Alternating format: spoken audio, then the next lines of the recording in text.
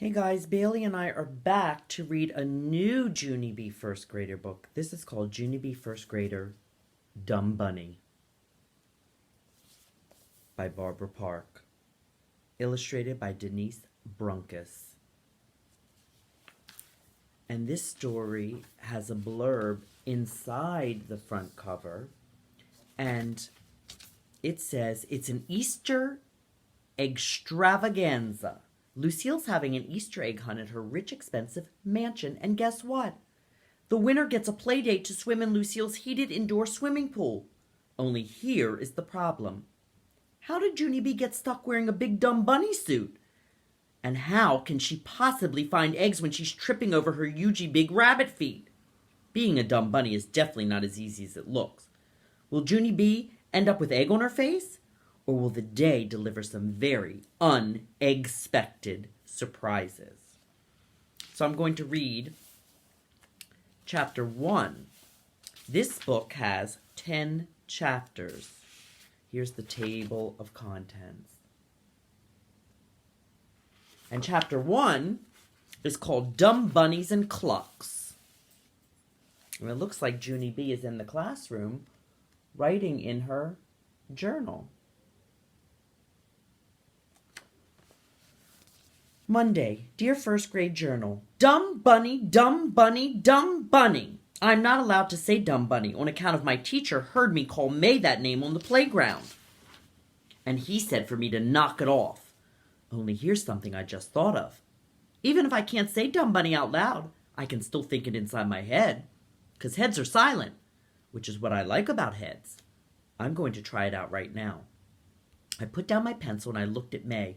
And then I squinted my eyes real teensy. And I thought the name to just myself. Dumb bunny, dumb bunny, dumb bunny, dumb bunny. May looked suspicious at me. What are you doing, Junie Jones?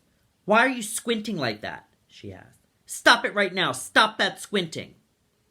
I paused my squint. I'm not just squinting at you, May. I'm also thinking a name about you inside my head. But you don't even know what name I'm thinking because heads are silent, which is what I like about heads, I said. May frowned, and I started my squint again. Dumb bunny, dumb bunny, dumb bunny, dumb bunny, dumb bunny, I thought. After I finished, I brushed my hands together very satisfied. There, that'll hold me for a while, I said. May kept on frowning, and then blam! She exploded out of her chair. And she zoomed to the front of the room. Mr. Scary, Junie B called me that name again. I know she did, only she thought it inside her head, and that is just plain sneaky. Mr. Scary was writing at his desk, and he closed his eyes and did a big breath. May, what are our 3 new rules about tattling? He asked. You and I came up with 3 new rules to control your tattling, remember? Can you tell me what they are, please? May stood there for a real long time. She did not like the 3 new rules, I believe. Finally, she started to say them. Rule number 1, count to 20 before I tattle, she grumped. Mr. Scary nodded. Yes, May, excellent. That's the first rule. Go on. Rule number 2, said May. If I still feel like tattling, count to 20 again. Mr. Scary did a thumbs up. Yes, good. And rule number 3? May sucked in her cheeks. Rule number 3, if I still feel like tattling after that, go home, eat dinner, go to bed, wake up, eat breakfast, come back to school, raise my hand to tattle, and then put my hand over my mouth. And please be quiet, she said. Mr. Scary clapped his happy hands. Perfect, you've got it. Those are exactly the rules we talked about, aren't they? He said. I'm very proud of you for remembering them. He stood up and walked her back to her chair. You have a great memory for rules, May, he said. But the next step is to actually follow the rules, okay? And I don't believe you counted to 20 this time, did you? I leaned over and tapped on him. I can vouch for that, I said. There was definitely no counting. Mr. Scary frowned at me. I'll deal with you in a minute, Miss Jones, he said. You and I are going to review the rules on name-calling. I did a gulp. But I didn't even call her a name, Mr. Scary. All I did was think a name in my head, I said. May flashed her angry eyes. No, you did not just think it, Junie Jones. You told me you were thinking it. And that's exactly like saying it, almost, she said. She went on. Plus, you didn't even think it quietly. You thought it out loud so I could hear it in your brain. May looked up at Mr. Scary. My ears were tested last year in kindergarten, she said. The nurse said I can hear as good as a North American barn owl. Mr. Scary stared at her a real long time. No, May, no, I'm sorry, he said finally, but the nurse did not tell you that. You do not hear as well as a North American barn owl. May squirmed in her chair a little bit. Squirming is what happens after fibbing. At least that has always been my experience. After a minute, May put her head on her desk and she covered up with her sweater. Mr. Scary bent down next to me. And as for you, Miss Jones, this is the absolute last time that I ever want to talk to you about name-calling, he said. I don't want you to say Dumb Bunny, or think Dumb Bunny, or sing Dumb Bunny, or hum Dumb Bunny, or write Dumb Bunny. Do you understand? I tapped my fingers on my desk. But then, what am I supposed to do when May is mean to me? I asked him. I have to call her something, or else she won't even know that I'm mad.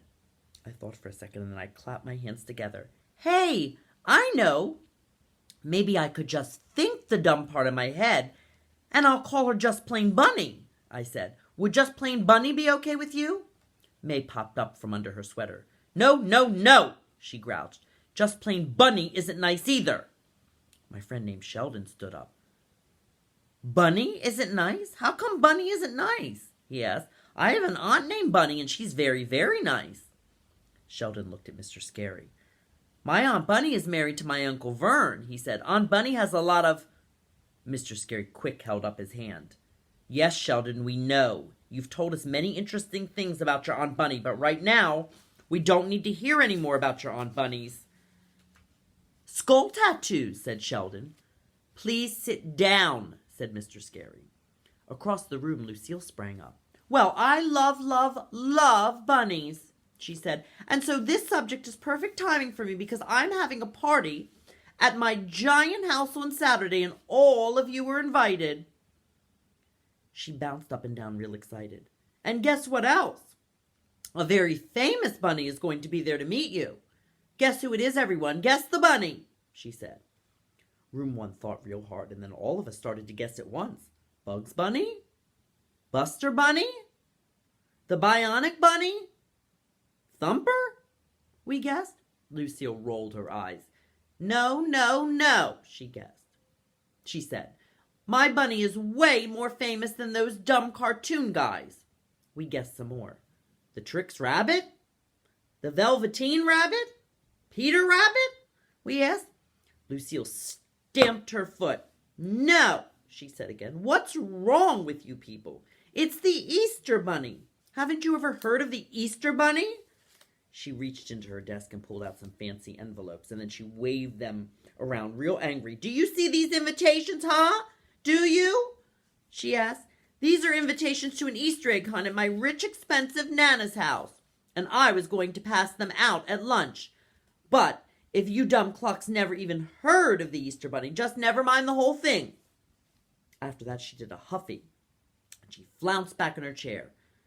Mr. Scary hurried over there, and then he quick got her up, and he took her by the hand, and he walked her into the hall. They were gone a real long time, and when they finally came back, Lucille said she was sorry for calling us dumb clucks. That's some kind of insult, apparently. And then she took the envelopes out of her desk again, and she gave everyone an invitation. And so, yippee, yippee, hooray, hooray! Room 1 is going to a party. Look at this picture. Why was Lucille so angry at everyone? I can see from the picture her face looks angry. Think about why she was angry at everyone. Okay, I'll be back next time with Chapter 2 called Clothes and Nubs.